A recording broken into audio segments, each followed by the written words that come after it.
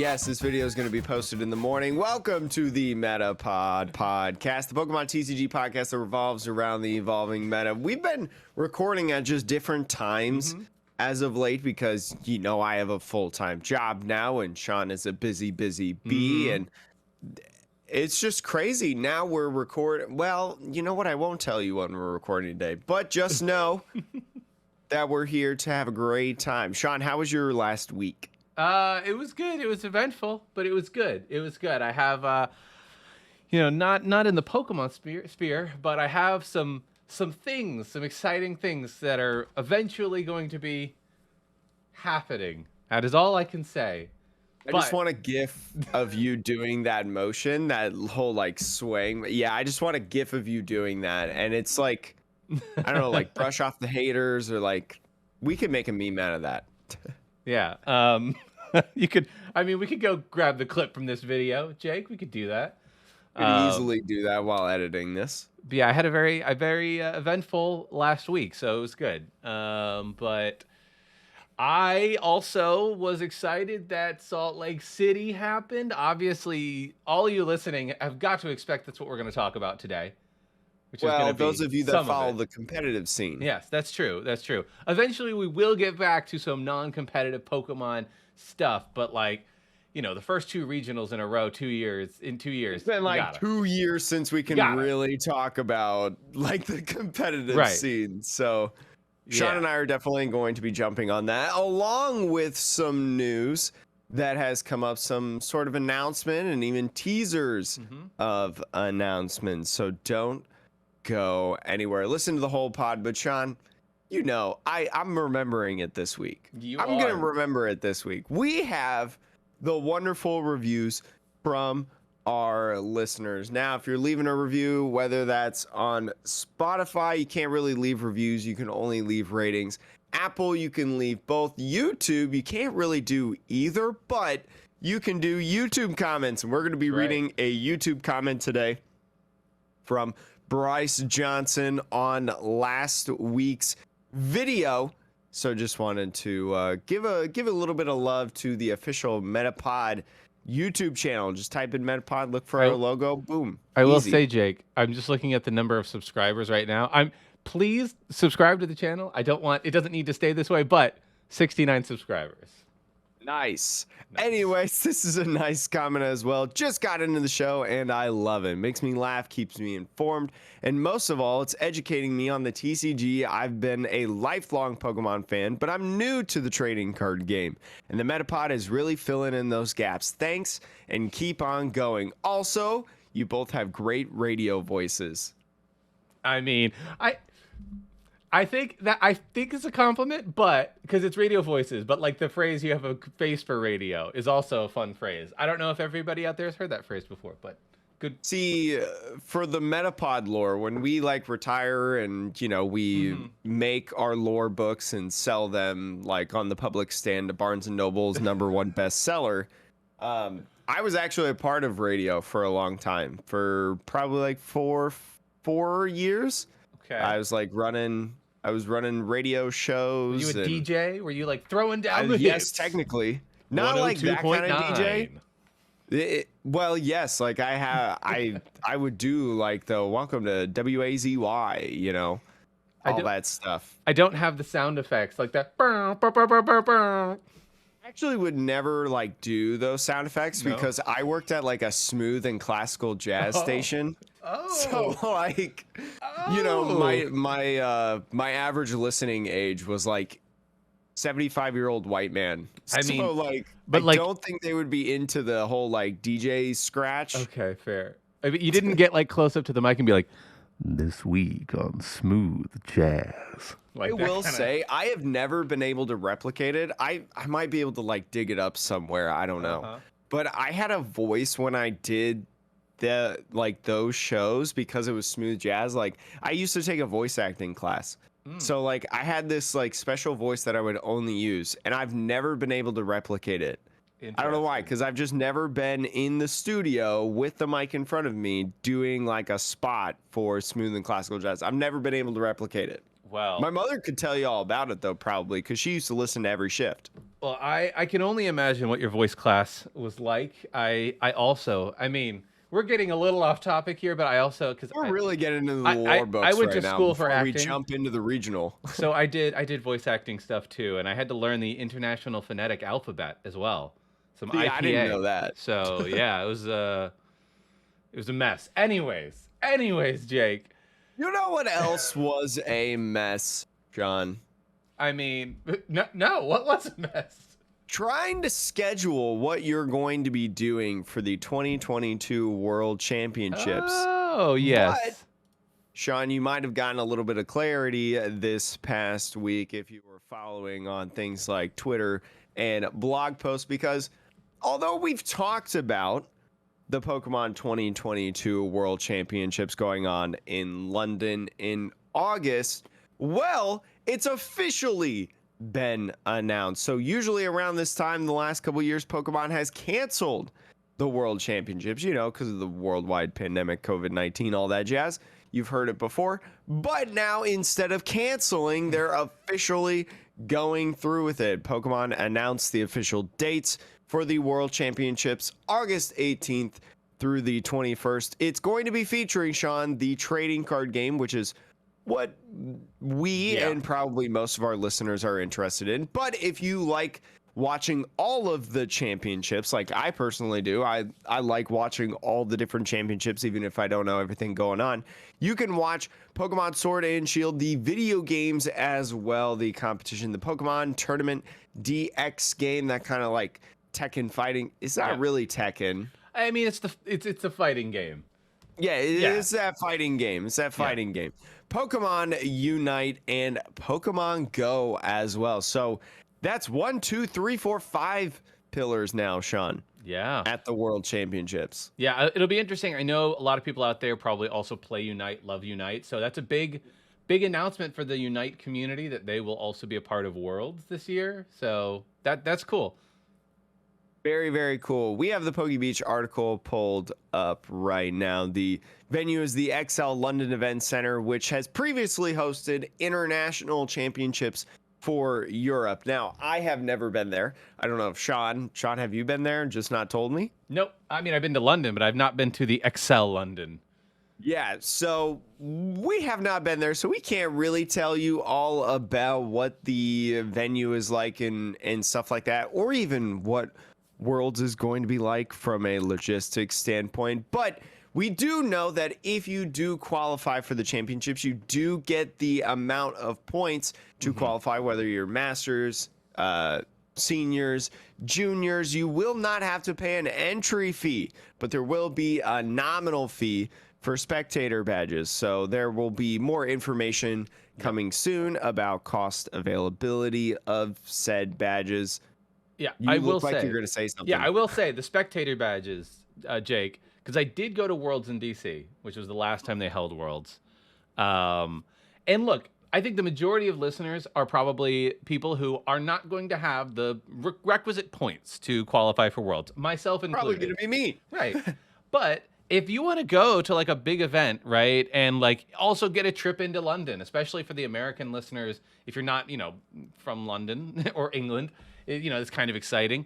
It's a lot of fun. I went to DC. You get to hang out, like try to go with a couple of other friends so you have people that that'll be there. But there's a ton of side events that you can play in. You can watch, the regionals. They'll be having, there's like a whole seating area where you can watch the games that are going to be on stream. There's a Pokemon Center store where you can get like exclusive Worlds merch. It's a lot of fun. I had a lot of fun when I went to Worlds and I wasn't competing in it.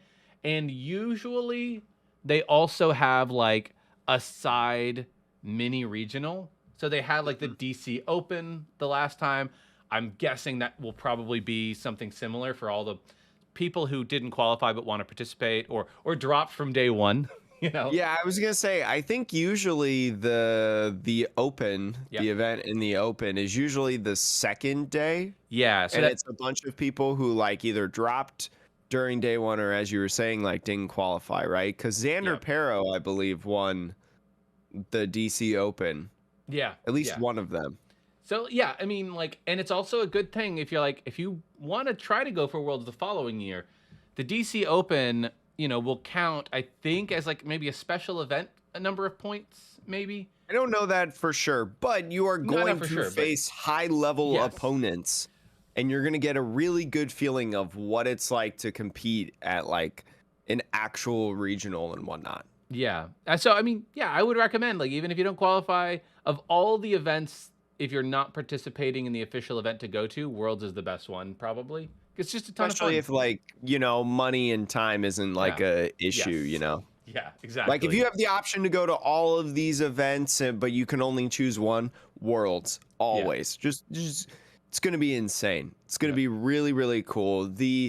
I will say the just buzz, like, we weren't there, obviously, at the Salt Lake City Regional, but you could feel, like, the energy. Like, it was literally palpable, especially through the casters and, like, being able to hear a little bit of background noise during the event, and just the engagement of the players throughout all the rounds is really, really cool. So I can only imagine it would be like that as well for Worlds. And also, if you're interested in going to Worlds, whether playing or doing like side events and stuff, being a spectator, they do have information on the COVID-19 policy that you do need to follow, because I did see some tweeters of complaining about how they couldn't play because they weren't vaccinated or whatever, and I'm like, I have no like sympathy. I mean, Sympathy? Yeah. Oh, I get what you're saying. I mean, it's like everybody's had plenty of time. If you want to enjoy the wonderful, events like this in the world that you don't have to do, like the fun activities of the world, vaccinations are probably going to be a requirement for a little bit. So yeah, no sympathies. I will say too, in terms of the side events, I don't know if Worlds is going to have this, but Salt Lake City Regionals, which we won't get into like this side event standings and whatnot, but they did host a pretty like sizable GLC tournament, Gym Leader Challenge tournament, as a side event. I believe it was on day 2. So if you dropped out of day 1, you could go compete in it. And I know a lot of people did, and I know a lot of people were excited about that. And I would assume, because it's had pretty decent turnout, that they're going to do it for the bigger, like more regionals, especially the North American ones. And then the World Championships as well, they'll probably have one. So, Jake, that probably means we should, leading up to another regional or Worlds, we should probably talk about GLC at some point. I know we've never done it on the pod. We've like briefly talked about GLC, but the thing is there's just not like a ton of events. Like really, like most of what there is in GLC, I think it's an exciting format. I love watching it, but the only time I really can see it and or talk about it is like when Full Grip hosts the event, and so it's like, I mean, it has about as many events as Expanded, so it's just not popular enough. It's popular, it is, and it's growing in popularity, but it's just like, oh man. But maybe I don't know, maybe we can host a little online GLC. I don't know, we'll figure it out. But Jake, we're busy people. We got a lot of things. And we got a lot of things to talk about as well, including the recent Salt Lake City Regionals. So, Sean, this was the second weekend in a row that we had a major event, this time going into the North American region. This was the first time in 2 years that we've had an event in North America, and man, it was exciting. It was just so cool to watch. It was so cool to see all these players.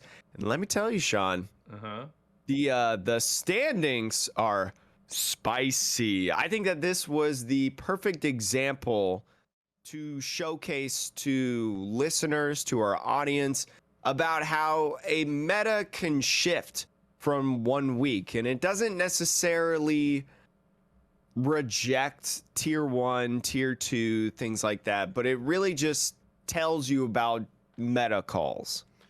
Yeah.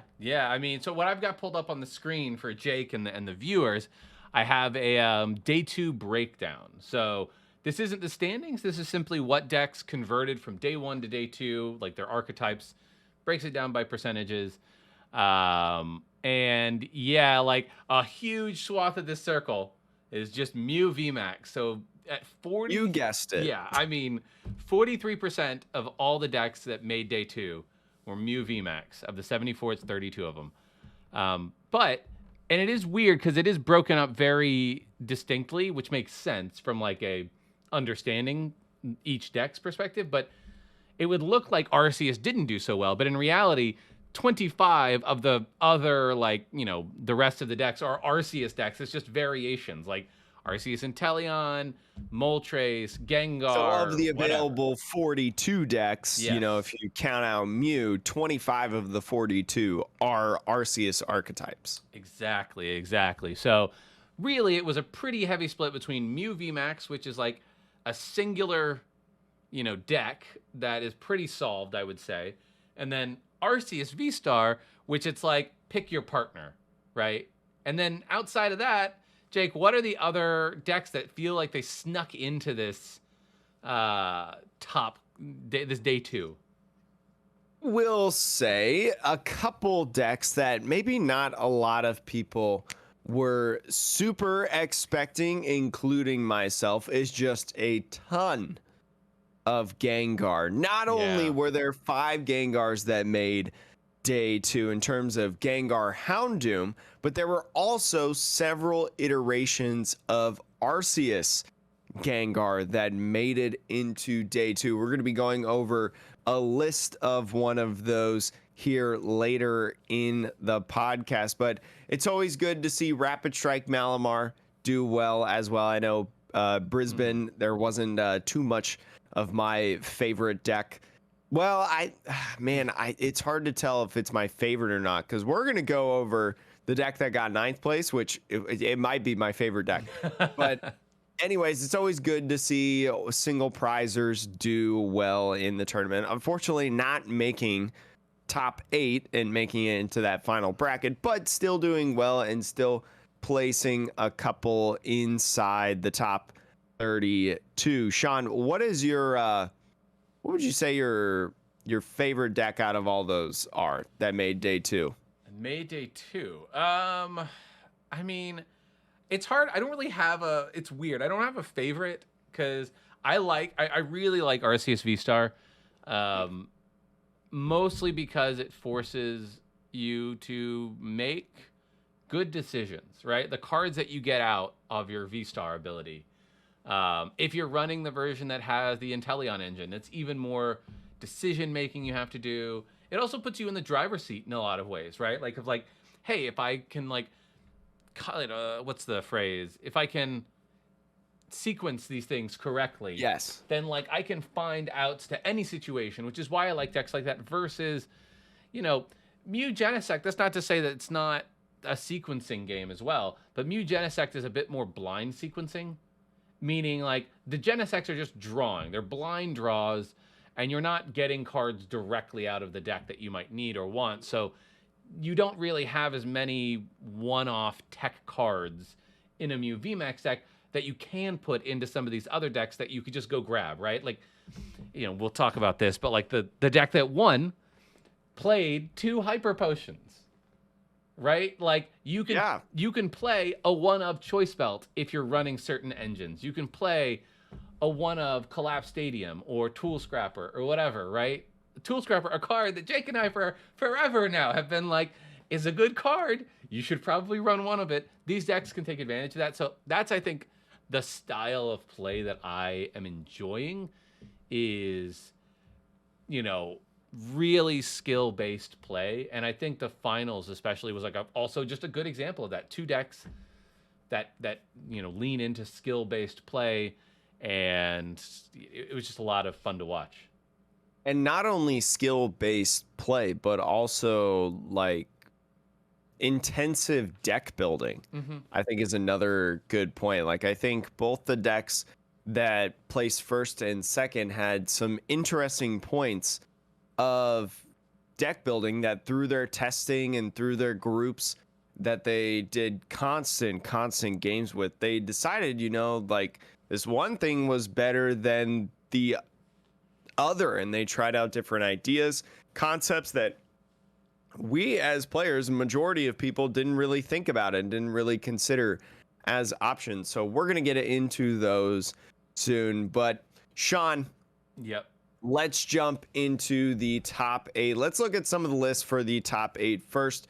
Then we'll look at some of the other spicy ones in the top 32. Now, unfortunately, we do not have the exact deck list for the winning list, Drew Kennett, or the person who, I should say, originally got 8th place. So there was a situation in top 8 where there was a, I don't know the details, but somebody had told me damaged cards or marked cards. Ah, interesting. So unfortunate, because when you get into top 8, you have to go through like a deck search, you know, and you can go the whole event, you know, up to that point and not have a random deck search and when I say deck search, I mean judges going over, like pulling up your list, looking at your deck, making sure, you know, you're playing all the right cards, you know, none of them are marked or damaged or whatever, you know, just trying to keep the game fair.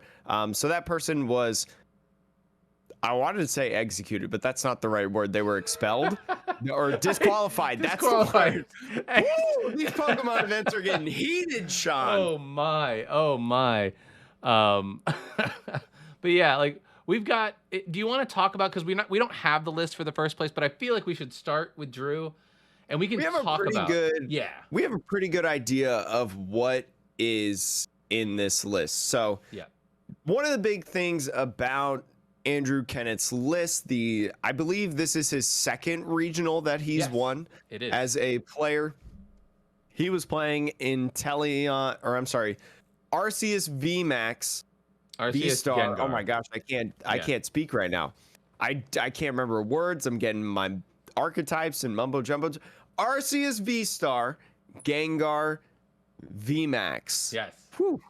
Somebody, third time's the charm. I will say, I'll give a quick little shout out. I don't know who it was on Facebook, but I did say, can we just call it Gengarcius? I'm like, that's actually kind of a cute name, and it's better than Arceus Gengar. Like, all the different Arceus archetypes need to have their own names at some point. So I like Gengarcius. And this list was playing kind of a split between the Arceus and I believe a 3-2 Gengar line. Something like that. There was only 2 Gengar VMAX though. I believe it was a 3-2. But anyways, a lot of what this list was doing, so you may be familiar with Gengar VMAXs, and we're gonna go over one of those lists later in like Gabriel Smart and Zachary Cooper, is that they were not playing, Andrew Kennett was not playing special energies. Just playing basic energies. There was not. He had double turbo. They were playing. When I say special energies, I'm talking about the single strike energies. Yes. They were not playing any single strike energies. They were just playing. I think they were maybe playing like 1 or 2 hiding energies. I think 2 is what I saw. But they were playing a majority of basic dark energies, which is not something that we've really seen in Gengar lists, and except for like the beginning when Azul made like Gengar and Teleon when Gengar first popped up in popularity in the online scene. But either way, very interesting, because if there's something that you'll note is there was like little to no Duraludon VMAX at all in the event. So just all these like Inteleon Gengars, these players, the Mew players as well, because Mew we saw in Brisbane can beat Duraludon VMAX, just whooping on there. And so the basic energies, very, very good, because you can accelerate those onto the Gengar through Arceus V-Stars. Trinity Nova is the attack? Yes. Trinity Nova, the one that does 200 damage and accelerates 3 energies anywhere you'd like. But also, one of the things that are in this list, you may know that Arceus decks are starting to play a card, Sharon's Care. Sean, do you know Sharon's Care off the top of your head? Yes, I do. You can pick up one of your colorless Pokemon and all cards attached to it and put it into your hand. If it's damaged. It's like damaged, Acerola, but it's like Acerola, but only for normal Pokemon. So especially when you talk about Arceus Inteleon list that we're going to talk about, we'll even show one later today. A lot of them have a copy, at least, of Sharon's Care. But Andrew Kennett, he was talking about this in some of his interviews leading up to his win. He was talking about how he didn't like Sharon's Care in the deck. It felt awkward. It felt like a lot of times that he could have used it. Or I should say, a lot of times that he had it, he couldn't use it because the Pokemon that was damaged on the field was Gengar. Yeah. Gengar being a dark type Pokemon could not be healed through Sharon's Care, or could be not picked up because it's a dark type Pokemon. So what he opted to do instead is a card that you will definitely have to pull out of your bulk. We were talking a little bit about it earlier. You may not even remember what set it is, but it is Hyper Potion. He instead included, I think, 2 copies of Hyper Potion, which, if you do not know what a Hyper Potion actually does, because it's been a while, Sword and Shield base set and Champion's Path are the sets that it is currently in right now. Heal 120 damage from one of your Pokemon that has at least 2 energy attached. If you healed any damage in this way, discard 2 energies from it. Now you may be thinking, Sean, wait, that's interesting, because if Gengar has like 3 energies or 2 energies because they're playing the basic dark energies, you have no acceleration with Houndoom. How do you continuously strain attacks, you know? And let me tell you, Sean, the big brain play. This is reading your cards and understanding the interactions. You can actually combo Hyper Potion with double Turbo Energy. And that's what that's what Andrew Kennett would do. He would attach the double colorless double Turbo Energy onto the Gengar, and because the Hyper Potion reads, you discard at least 2, or you discard 2 energy. Double Turbo specifically says that it counts as 2 energy, so you can discard that 1 card, and boom, you can keep swinging away with that Gengar VMAX. He pulled it off, I believe, in top 4, and my mind just exploded when I watched it. It was so I've never been so excited to see 120 damage healed. I mean, he also healed 120 in the final round. In the finals, he was in a situation where the math was not in his favor in terms of damage, but because of Arceus V-Star's ability to power anything up, right, with its attack, you could just add some extra energy onto it for later. If it doesn't get knocked out on the attack, you just heal that 120, take a knockout yourself, and put yourself out of range of the crackback effectively, right? Like, you just basically are like, and then it really messes with your opponent. Your opponent is not expecting healing from a lot of these decks, right? A Sharon's Care, not expecting Hyper Potion of all the healing options, right? Like, and like, don't get me wrong, like, Sharon's Care is more healing technically, but you also are removing the body from the field, which is removing an attacker, which is removing something that has any energy on it for the following turn. Whereas Hyper Potion, you get to keep it on the field. Now, it depends on the matchup. 120 may not matter in some matchups, because, like, if you have like 250 damage on, you heal 120, but your opponent is going to do another 250 damage, and you can't knock it out. Yeah, sure, it's kind of pointless. But, like, you know, there are some interesting situations in which, like, you know, in the finals match, we did see the Shady Dealings Inteleon getting powered up to do 120, 20 snipe to the bench, right? And sometimes that little 20 damage can either knock you out or set it up. And then a Hyper Potion is all that's really needed to, like, thwart those, you know, long game plans. It was very interesting because in terms of stadiums, I think this is the first time that we've really seen this in Gengar lists, but they were playing multiple copies of Collapse Stadium. Now, I don't know if they were playing 4 or 3. I think it was at least 3. Again, we don't have the deck list per se because Drew hasn't posted it, but just from the games that we were able to watch as Drew was moving on to the finals, we have a pretty good idea of what the list is. But Collapse Stadium, if you do not remember, it's the same stadium as what, like, Duraludon, Arceus was playing, where both sides are limited to only 4 benched Pokemon. So I think what Drew was using this for originally, or the idea of putting this in the deck, is using it against lots of the Inteleon builds that you see, whether that's like Rapid Strike Malamar, just Arceus Inteleon, any of those iterations, and also Mew VMAX. Yep.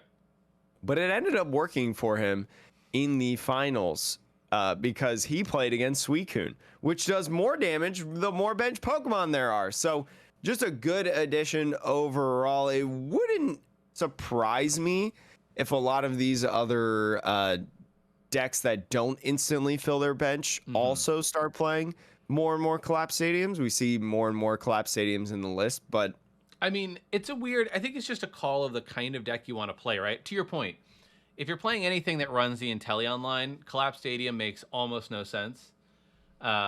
You might play it, like, to be frank, Collapse Stadium is another card in which if you've got 2 attackers set up, but one of them has damage, it can act like an Acerola or Sharon's Care, kind of.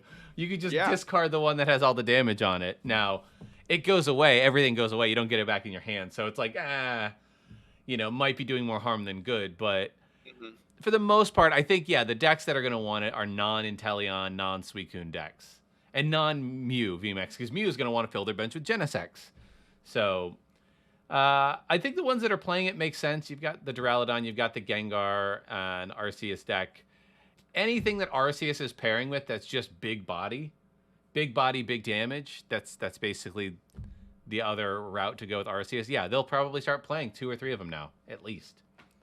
It's very interesting, and it was very exciting to watch the list, because I don't think many people at all expected this final. No. I mean, we were talking about Gengar a little bit after Brisbane, but I don't think anybody had brought up the idea of those 2 archetypes together and really like hammering down that list. Like, that was kind of the first time I've seen a list like that. Yeah, I mean, to go back quickly to like the difference between the day 2 cut and top 32, right? 74 people made day 2, 43% of those were Mew VMAX. So you think to yourself, oh wow, like Mew VMAX has got to be best deck, right? It's going to win the tournament, etc. But if you actually look at top 32, there's only 5 Mew VMAXs, 1, 2, 3, 4, 5 Mew VMAXs in top 32, which is not bad. Don't get me wrong. As an archetype, 5 of the top 32, it's like almost it's basically 1 out of 8. That's pretty good. But none in the top 8. And there's actually 6 Gengar VMAX decks of various types in that top 32. So I think what you ended up seeing is, yes, and this is for anybody going into a big tournament, a deck like Mew VMAX is just generically good. It is a great deck, and when you are up against a field of 600 players for day 1, where you could get paired against anything, any wide array of decks, it's probably a great day 1 call. But then you get into day 2, and the funnel narrows, and then what you are left with is all of the best players who have probably built decks that are coming after Mew VMAX in some form, right? They have some sort of a positive matchup against Mew VMAX mostly, because if you're not doing that, then, whatever. Why you probably aren't making it to the day 2. And so, and then you're up against a whole field, not of random things, but of counters, especially things like Gengar, and then your deck just sort of falls off. And I'll be interested to see if Mew VMAX continues to have this pattern, if you will, in like the next few sets of regionals before Astral Radiance, I should say, because that is going to change Mew VMAX's standing significantly. But until then, I don't know. I suspect we'll see a little bit more of this. That's not to say it can't win a regional. You can always have a good run. But this, I think, is indicative of like when a meta is really focused at you. And this is how IRL events are really going to go, in my opinion. And this is why it was really exciting, because in online events, they're not as serious. We'll get to the fact of the matter. Like, there's probably not as much testing. That's not to diminish online events. That's just the nature of how it is. But what I will say is that the meta usually doesn't sway as heavily, I guess I should say. Because again, you know, we talk about Mew as target on specs. So many people were going against it. You look at that top 6, and, you know, there are 5 of the top 6 are dark decks or decks that have dark type Pokemon attackers. So just again, just an overall good meta call is what I will say. Now, Mew is still tier 1. Mew is still like S tier in my opinion. Still a really good deck. As Sean said, you know, you're probably going to get through day 1 at least if you just want to get some points. But, you know, when you start getting to the top, that's when things really get tough, and that's when the best players come out. It doesn't just matter what your deck is. And so this was really, really cool to see Gengar win. But Sean, let's start talking about the other decks that were inside. Speaking of a deck that we haven't really probably talked about since Evolving Skies, like meta. Yeah, it's probably. Suicune Ludicolo, Sean. Yeah. So this deck Suicune here got Say second. it again. I was gonna say this deck here got second for those wondering. So there was a big debate on like Twitter about how like, oh, does Suicune actually beat Mew VMAX? Because a lot of people have written off Suicune since the Fusion Strike set came out because Mew just absolutely dominated. But there were some people on Twitter discussing, you know what, Suicune may have a good like matchup if played correctly in terms of the cards that you place in here. And well, let us just say that this list, piloted by none other than Daniel Lynch, or Finnegan Lynch, I believe a lot of people call him, piloted an excellent Suicune list that we're going to talk about. So you've got, you know, your Suicune, Inteleon, Ludicolo, Sean. This is the typical package that we've seen throughout all the iterations of Suicune during the time. But one thing that I really, really want to mention, cross switchers. Yes. Jake, Sean, do you want to go? Yeah. Cross switchers, an interesting card. If you don't remember what cross switchers is, you may have heard us talk about it with the release of Fusion Strike, but it hasn't really seen any play for the most part until probably right now. It's going to start seeing a lot more play now that this regional is over. You have to play 2 cross switchers at once, Sean, in order to get this effect. Switch one of your opponent's bench Pokemon with their active Pokemon. If you do, switch your active Pokemon with one of your bench Pokemon. So it's like Guzma, except you've got to play both cross switchers at the same time, and also you have to fulfill the bench switch. I know a lot of times with Guzma, you could do Guzma to only switch your opponent's side or only switch your side, but with this, you have to do both. And I remember hearing Finnegan in an interview after he won the top 4 match, I believe it was, talking about his idea of cross switchers in the list. And he talked about how, especially with Suicune V, your Pokemon is going to get knocked out a majority of the time. You're probably going to lose a Pokemon just about every single turn. So you're trying to string attackers. It's very rare that you could like have a turn and be able to use boss, because you're going to have to Melanie or Raihan during your turns. So they opted to get rid of the bosses in the list, and I think a couple other cards, but I can't remember exactly what they had said. Maybe it was like Ultra Ball. Yeah, because they only play one copy. Yeah, there's only one Ultra Ball and there's 3 Evolution Incense, so opting for not discarding cards from their hand effectively. Yes, and deciding to put, you know, just 4 cross switchers in. It's better than playing 3 because, well, Sean, you got to play them both at the same time. This isn't like custom catchers where you can have a secondary effect of just playing 1. But decided to play 4 cross switchers, and it boded well for him in a couple of his different stream matches that we were able to watch. You know, the idea of using shady dealings, especially, you know, whether that's the Drizzile or the Inteleon, you know, to grab one or both of the cross switchers at a certain point.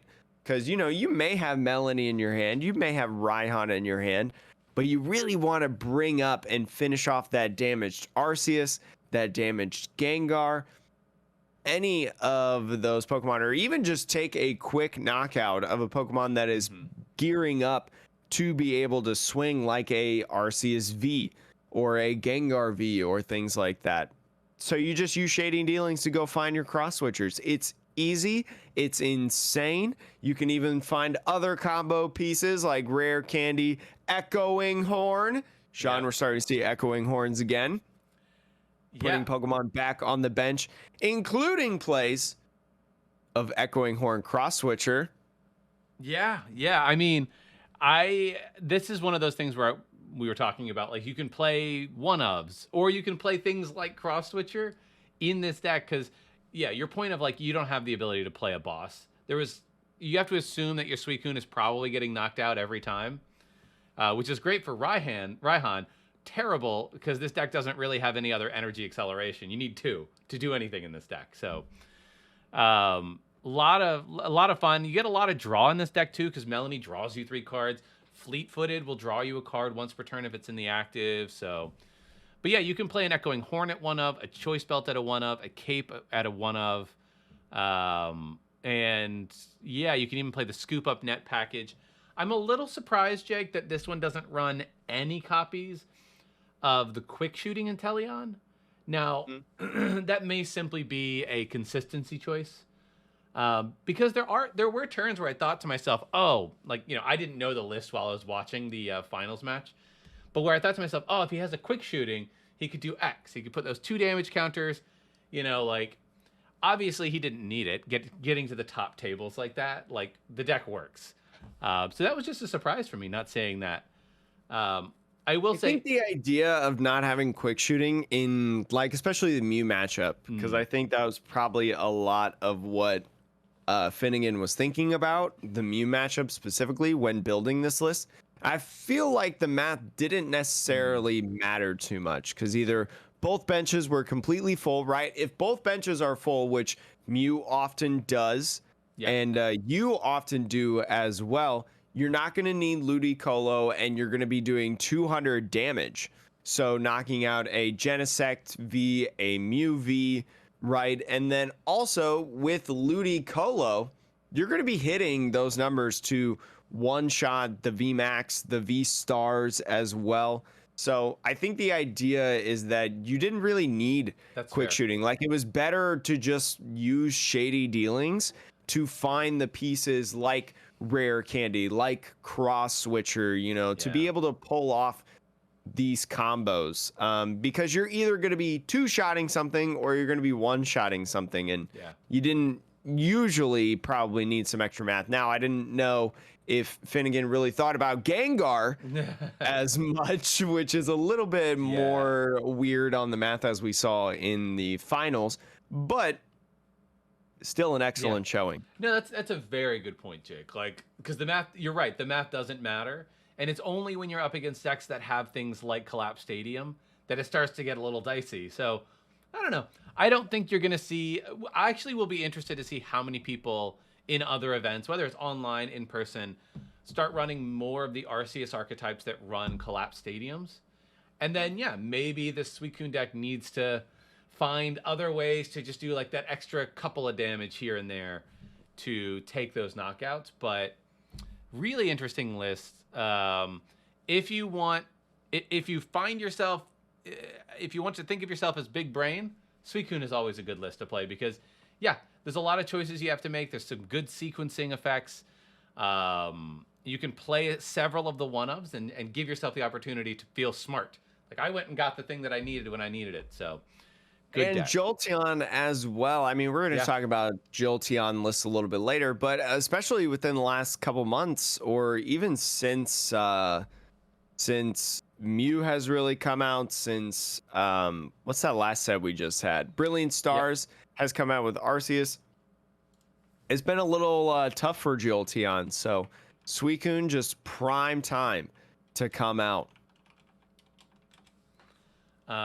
So, you mean, speaking of that, Jake, do you want to transition now? Because I think we kind of know, like, there's the Gengar, there's the Suicune, you have Gengar Houndoom, and you have the other. We talked about a lot of these lists, But Jake, I will say shout out yes. to the old testing group of like, I think Rahul was in there, Bradner, Xander, playing like a copy of Sydney. I think Rahul quoted their like group's list as a crime against humanity.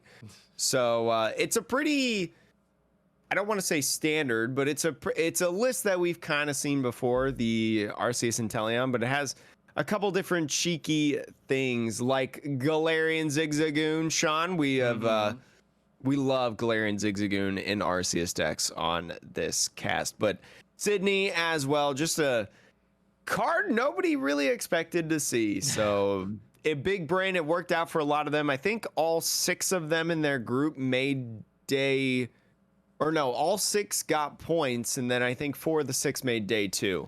One of them, Xander Pero, making top 8. So pretty good list. I think Bradner as well got like 13th or something along those lines. He was very high up the list. Interesting. Okay. Well, but Sean, let's talk about my favorite deck that I saw in this. I have talked about how I just love Arceus Flygon, how the Beedrill as well, just very, very cool in the list. But one iteration that Charlie Lockyer posted over on Twitter, a special edition. I believe Tate Whitesell was also playing this. I don't know. A lot of people were calling this Desert Storm because it includes a 2-1 line of Sandaconda VMAX. Yeah. Sean, do you even know what Sandaconda VMAX does? No. What does this do? I will say Sandaconda VMAX is something as well that I don't really know off the top of my head what it does, but it's a 320 HP fighting Pokemon. It has the attack first, 1 fighting energy, 60 base damage, Sand Pulse. Spreads 20 damage to each of your opponent's bench Pokemon. So pretty good, like, kind of spread option, I will say. But I think what it's mostly used for, especially against all the Arceus archetypes, G-Max Cyclone, the second attack for fighting colorless for 180 damage. Move any amount of energy from your Pokemon to your other Pokemon in any way you'd like. So because of Arceus V-Star or even Arceus V, accelerating energies onto various Pokemon on the field, whether that's Flygon or Sandaconda or wherever, another Arceus, you can use Sandaconda VMAX to move those energies once again after you attack and knock out, whether that's a Jolteon VMAX, a Arceus VMAX, Gengar VMAX as well. All these Pokemon in the meta, all these Pokemon, these top lists, weak to fighting. So Sean, this was an exciting inclusion in it. And just, man, I already loved the list because it played Flygon, a card that I wrote off originally, but now it plays Sandaconda, another card that I wrote off. I will say he's also running the full art with the radiator in the foreground in the list. So me and Jake talked about how ridiculous this full art was because half the art is a literal radiator. So, but a man of culture running that version of the card. Also, I will say probably a top list that played multiple Lumineons. I think this is kind of the first list that we've gone over that's played 2 Lumineon Vs. Lumineon, if you do not know, is the support Pokemon, 170 HP water Pokemon that has the ability, when you put it from your hand to your bench, you go grab a supporter out of your deck, similar to Tapu Lele GX. We've talked about it a couple times on this pod, but very, very cool for Raihan. Single Strike Mustard, playing 3 copies of those, getting the Beedrills out and such, but just a super cool list, Sean. I think if I play in an event, it's either going to be Malamar or this list, this deck right here. This did go 10-2-2.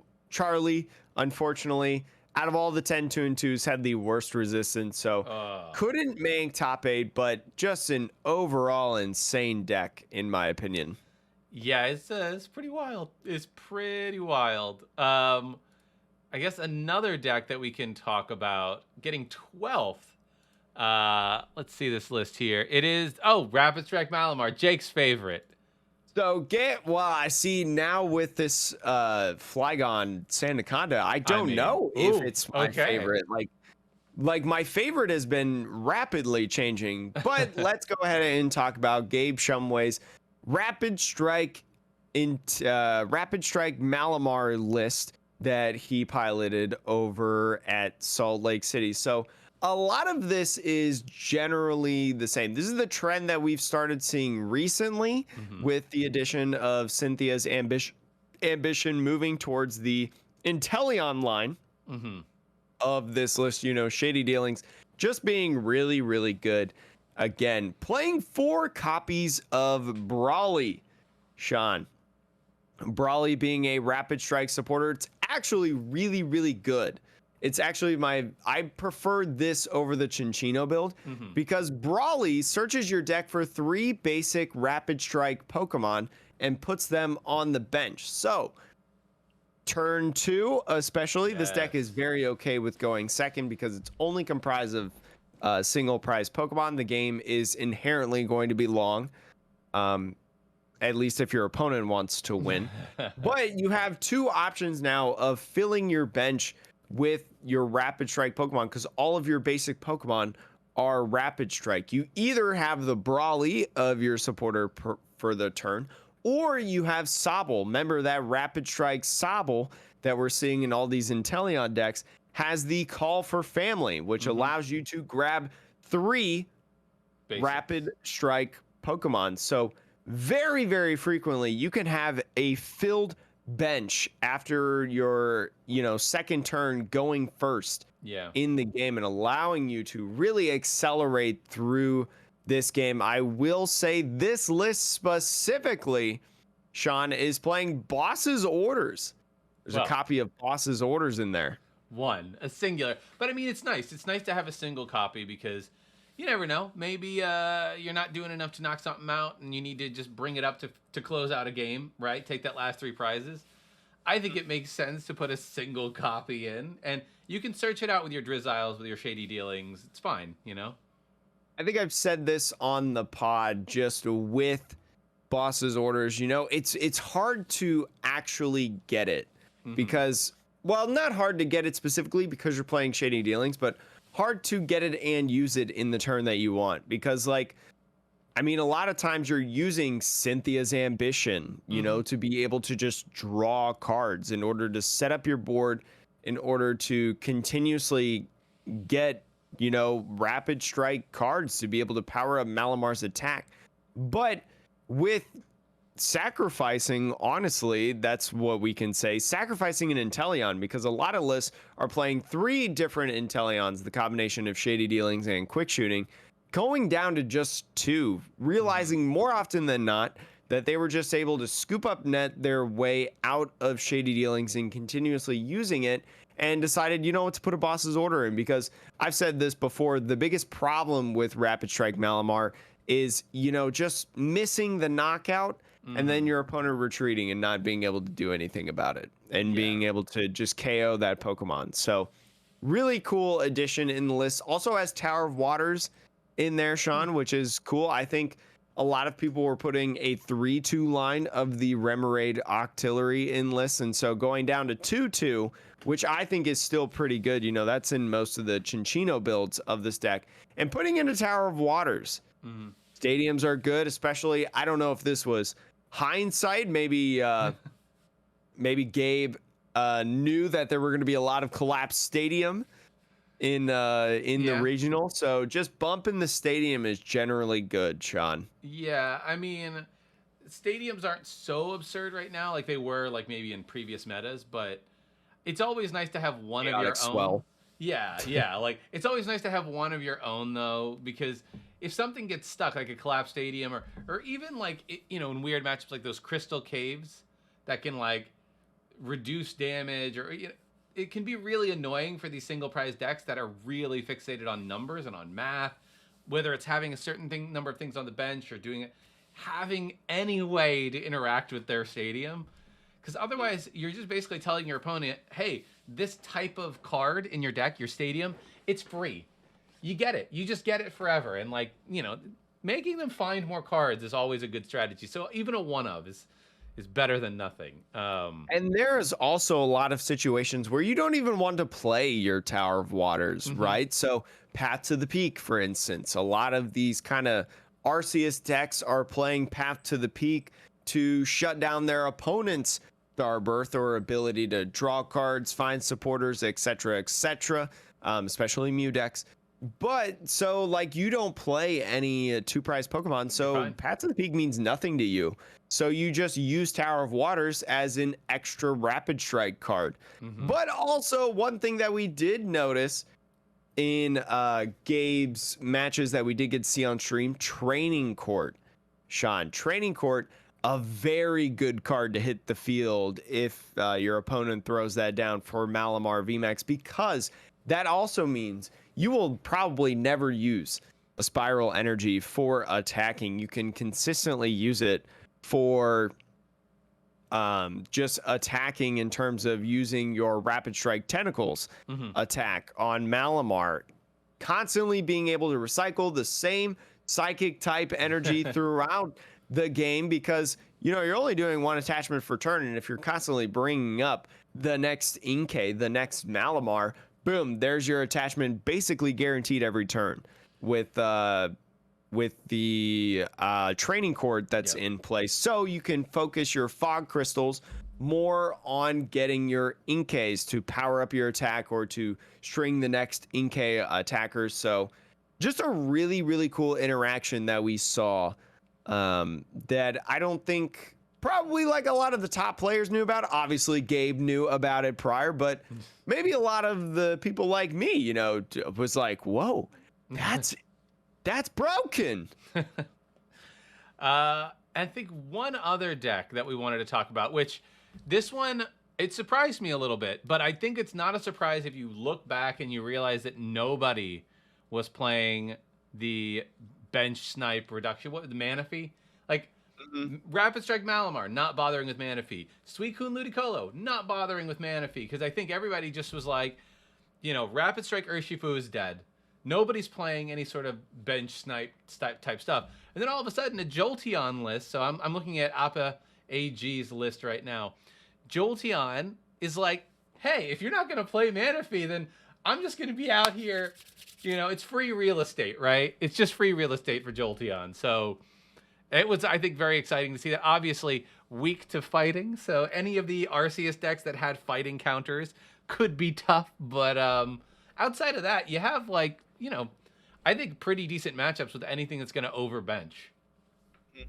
I think Mew is a decent matchup for Jolteon as well, because, again, you know, Mew not necessarily having a lot of healing for cards like their Genesect and stuff. You can either KO a Meloetta, right, with a single attack, or you can two-shot Genesects, which are very, very good. I will say this is not the 8th place list of Andre Chiasson. I couldn't find that list, but Appa making 6 and 3 overall with this list, getting points as well. So we can assume that this is pretty much what Andre was playing. I don't even think we saw it on stream, so only Andre and his opponents know exactly what the list is. But we will, this is kind of like, I would say, the old classic lists of Jolteon, so not really anything new. The only, like, real addition in this deck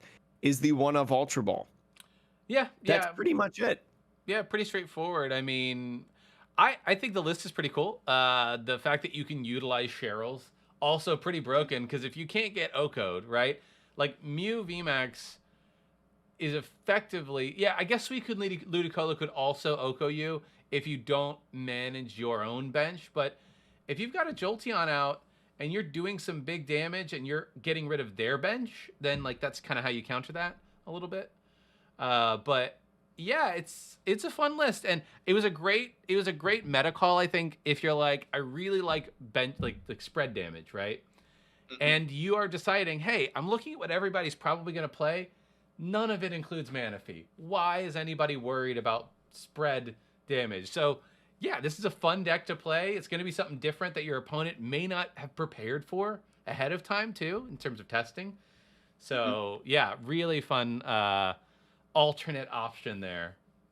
I will say it didn't come out of the blue completely because I will say probably not a lot of people were ready for it, but if you listen to other Pokemon podcasts out there, for instance, Lake of Rage, their episode preparing for the Salt Lake Regionals, I believe Pedro and who was the other guest that they had? Oh gosh, I'm blanking on it. It's been like a week since I've listened to it. But they mentioned how Jolteon had like a pretty decent position in Salt Lake City to do well, and it just wasn't piloted by a lot of people, in my opinion. So very awesome hindsight for Appa and Andre to play this and get points over at the regional. Again, just a cool list to be able to see, Sean. Yeah. I think hopefully within the next couple days we'll see more and more lists pop up, because we only really showed you kind of the list that we could find throughout Limitless, only having 6 of the 7 at the time of this recording lists. So make sure to check back. I'm sure more people will talk about it. More content creators will make YouTube videos of these lists, because a lot of these people kind of know these top level players. So you'll be able to see that. But Sean, before we end this podcast, Pokemon Trading Card Game Online may be coming to an end. Sean, we're going to put our tinfoil hats on for a little bit of theory time and a little bit of speculating. There was a tweet that came out last week from Trainer Chip, and also a tweet from Celios Network, about how there's an official date for Ladder to end on the Pokemon Trading Card Game Live app. If you do not know, mostly with ladders and battle passes and stuff, there are seasons, of their battle pass, of whatever, have jumping up to, the Masters League or Arceus League or whatever have you. And then as the season ends, you drop back down and got to work your way back up, kind of like a reset button. So, Sean, a lot of people speculating about maybe this is the global release coming soon. And also, Celios Network, if you didn't see, posted on Twitter a forum post that was put in PTCGLive news update. This was on March 16th by TPCI Curse Soup, which is an administrator in the forums. Just wanted to pop in and let you know what's going on our side. The Bolton V-Box and Battle Academy won't be available for code redemptions in game. You'll still be able to redeem them in TCGO, blah, blah, blah, if you haven't migrated. But next week, be on the lookout for some exciting news and updates about what's going on in the Pokemon TCG Live. So, unfortunately, Sean, we're probably really early to the game, and the news hasn't been announced yet. Hopefully they don't do it on a Tuesday morning right after we release the pod, as Pokemon usually does. Hopefully they wait till Thursday, Friday type of thing. But Sean, what do you speculate, knowing that the ladder is ending soon? The ladder ends, so it was March 17th, is about 7 days. So that is Thursday. Around the March 24th, I believe, is when the ladder is going to end. What do you think this big news that we're going to get is? I mean, I know everybody is speculating the official launch of PTCGLive globally, which it could be. It could be. I'm trying to think of how that aligns with the timing. I don't think they would launch the client live officially until after all Team Challenge qualifiers have finished, because what they don't want to happen is for all these people who want to play in the Team Challenge to like transfer their account, not realizing they can't transfer it back.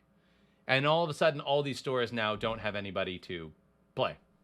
Yes, because reminder, the team challenge is only being run on the Pokemon trading card game online. You cannot compete in the team challenge if you have migrated your account over to live. So that's where I'm kind of like, I don't know what the exact timing is for where the last qualifiers for team challenge would land.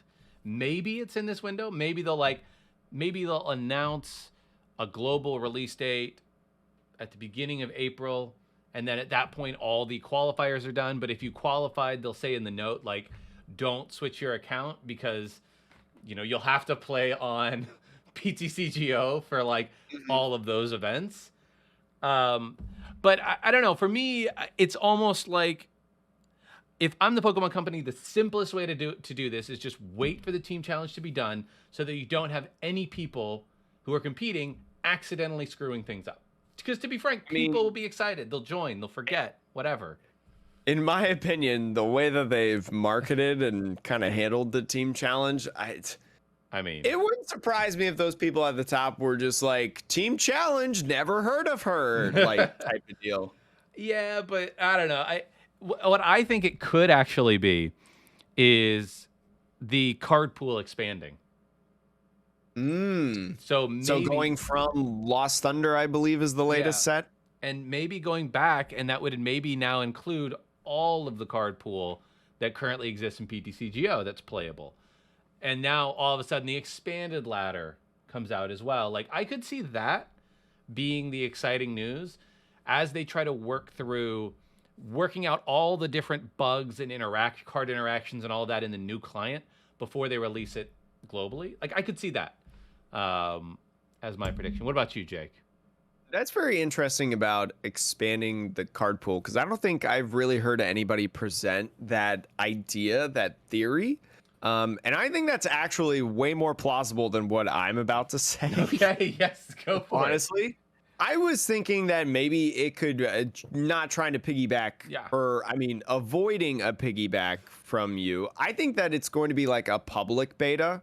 I think maybe instead of just in Canada, they could release it to everybody. It's just a beta, right? It's not the official big release, but I don't know. Just they've put Top Deck Academy on live, which felt really like weird because nobody else except for Canada can play on live. It's just like. Yeah. So I feel like a public beta is coming out very, very soon. They just released the first episode of Top Deck Academy. They're still working out the bugs. They're still working out the kinks, all that stuff. So I don't know. Maybe an open beta to anybody. I do like your rationale about Top Deck Academy though, because Pokemon, they like to coordinate their marketing. And so it is weird if they're using a client and trying to teach people how to play the game, and it's a client that the vast majority of viewers can't access. It does feel weird. Especially because it was like there was a point in day 2 where they showcased Top Deck Academy, right? They showed the Top Deck Academy episode, which is real good. It's very well done. It's on live though. And then, like, right after that, they brought it to the casters and they did this segment called the Deep Deck Dive, which I think is really, really good. They like show an archetype, whether that's from Brisbane Regionals or whatever, and they talk about the different cards that are included in this archetype generally. And it's really, really cool. Again, very, very cool. But it was on PTCGO. They didn't have live. So you have two different clients. And so, like, they were flip-flopping clients in the middle of this, and it's just like it felt really weird to me. Like, come on, like nobody, like, I understand if but nobody at that place had like access to a live account, or you had the ability to, I don't know, pop a VPN or whatever and just hop on live for the Deep Deck Dive segment. Like, I will say though, maybe one of the things is, so like on live, one of the kind of, I don't want to say gripe, because this is more geared towards like content creators and stuff. Sure.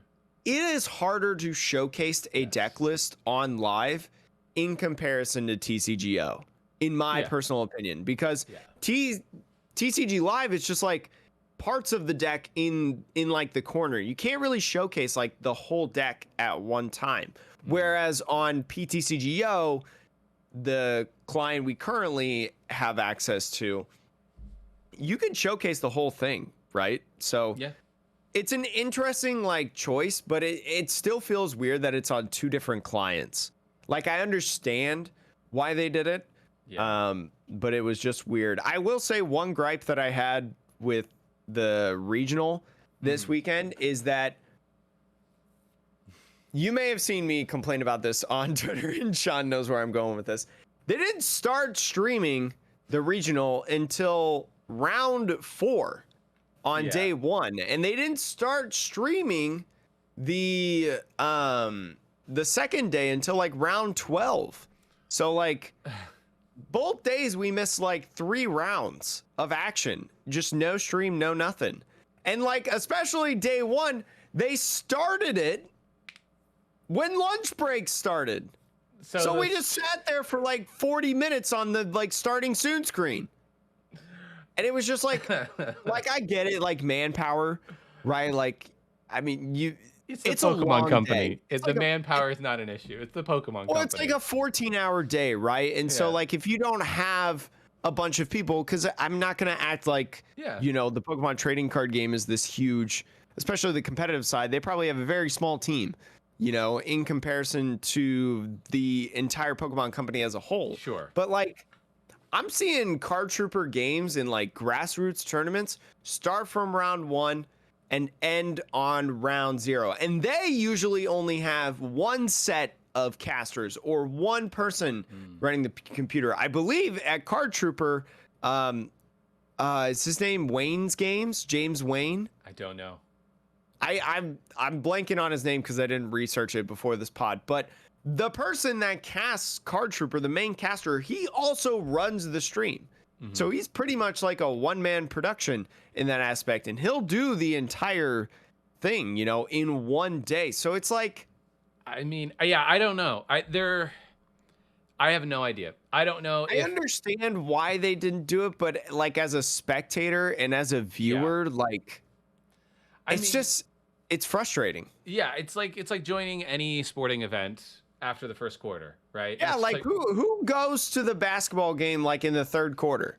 Like, honestly, like you show up at the beginning of the game more often than not, or you're just hanging out at the bars in the first quarter or whatever. I don't know, like getting food. But like you're probably watching the whole game. If anything, you leave early, right? Yeah, I mean, this is one where like I just, to your point, I don't know.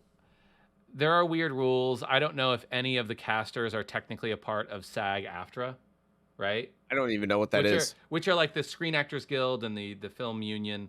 Like basically, are they unionized as performers? Because the Pokemon company, big company, might be required if they are employing people that are in the guilds to only be, working them a certain number of hours. So there could be weird stuff like that you just, as a viewer, you just no idea. Whereas Card Trooper doesn't have to worry about any of that, right? To your point, it's a one-man show. It's just they don't have any of the same regulations. I would also be not surprised if that's not the case, and there's just other random reasons. But like, I don't know, that could be a reason. Could be some weird regulation reason of like we can only use the sound dudes or whatever before we have to like go into like overtime stuff for like 8 hours or 10 hours or whatever. So who knows? Probably a lot of stuff behind the scenes that we just don't know about because we don't work at the Pokemon company. But what I will say is Chip had a beautiful Metapod pin on for some of it. He started out with Caterpie, then went to Metapod, and then moved up to Butterfree for top 8. So, but there was still a time where he had the best drip out of all the casters. I will also compliment Jeremy's nails. I loved his nails during the event. But also Skarzig, I think it was their first time doing like a big Pokemon event, and very, very beautiful casting, I will say, from Skarzig. So I hope we see them again in another regional, but overall it was pretty cool, Sean. Yes, indeed. But Jake, next week we're going to talk about probably not regionals. I don't think there's another regional. So what? We're not talking about regionals next week? No, probably. I think, I'm not going to lie, it'll be nice to take a quick little break. But yeah, I think that'll do it for this week, Jake.